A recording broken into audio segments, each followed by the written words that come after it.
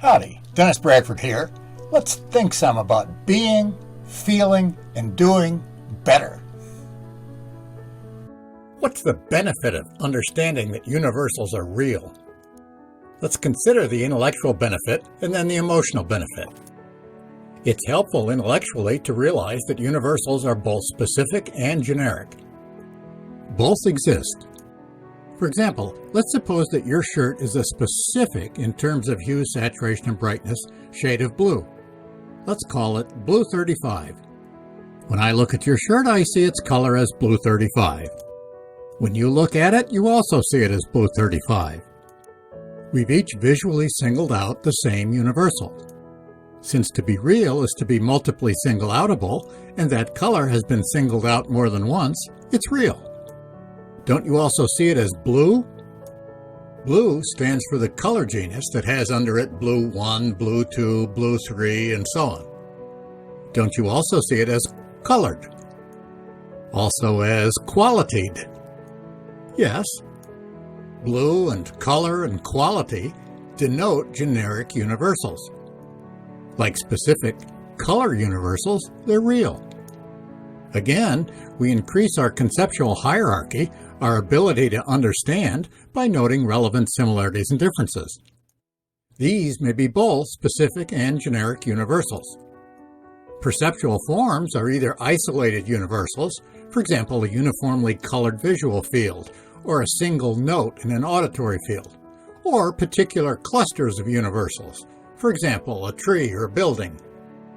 In that sense, the perceptual world of becoming is composed of universals. It's true that this is a fundamental philosophical position. Yes, as spiritual beings, it would be better not to be attached to positions. Non-attachment is a non-positionality. However, as living animals, we need to understand and evaluate in order to survive. We need not attach fanatically to the belief that becoming is an ever-changing kaleidoscope of universals. It's just a helpful belief that reduces intellectual clutter. That's its intellectual benefit. To understand its ethical benefit, let's distinguish instantiated universals from uninstantiated ones. Let's imagine that blue 35 is your favorite color, and that's a primary reason why you purchased the blue 35 shirt you're wearing. Let's assume that, say, that particular shirt caught on fire and burned up. That's easy to imagine. Let's also imagine that similarly, all forms that are in fact blue 35 simultaneously cease to exist. However unlikely, that's certainly a logical possibility. If so, that specific universal blueness 35 would be, at least temporarily, uninstantiated, meaning that no existent form would be blue 35. Now, if that were the case, would the universal blueness 35 still be real? Yes. Why? Again, to be real is to be multiply single-outable. Imaginary forms are single-outable. In other words, one way of singling something out is to imagine perceiving it. Are you able to imagine blueness 35 even though no particular entity has that color? The answer depends on your ability to imagine, which is one way people differ. Some have better imaginations than others. If not, there'd be no further question here. If so, could you imagine it again in, say, 5 minutes? Why not? Or could I simultaneously imagine it? Yes, although it'd not be possible to compare the two imagined color patches to determine whether or not they perfectly matched.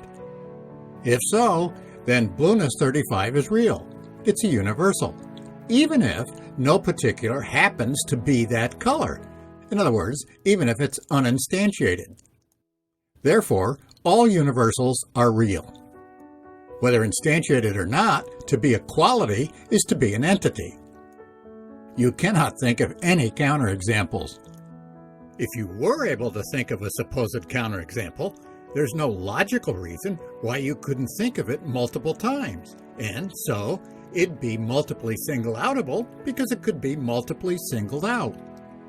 While all qualities are real, it's false that all particulars are real.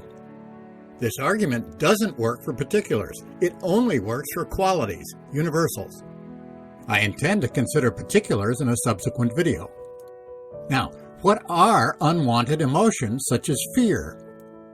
They're universals. If so, they're real. There's nothing to fear about uninstantiated fear. An instantiated fear would be a fear that someone actually has. They are the only kind that hurt. Here's the key insight. Ultimately, all fears are fears of physical death. Here's how to prove that to yourself. It's a useful tactic for eliminating any fear. I'm taking it from Transcending the Levels of Consciousness by David R. Hawkins, MD, PhD. Consider some fear that you actually have. Then keep asking, so what? Or, and then what? Until you get to fear of your bodily death. For example, I'm afraid that Social Security will fail to send my monthly check. And then what? I'll have no money to pay rent and buy food. And then what? I'll be evicted. And then what? I'll become homeless and hungry. And then what? I'll weaken, become ill, and die. The better your imagination, the more your fears may proliferate. The takeaway? As long as you identify with your body, you'll be fearful. What's the cure? Since fear is a universal, it's real. The permanent cure is to keep fear uninstantiated by stopping identification with your body. Again, nothing is personal, including your body. You're just attached to it. Let that attachment go. Surrender completely. If you do, all fears will drop away completely and forever. Letting go isn't easy, but it's just that simple if you want to live the rest of your life without fear.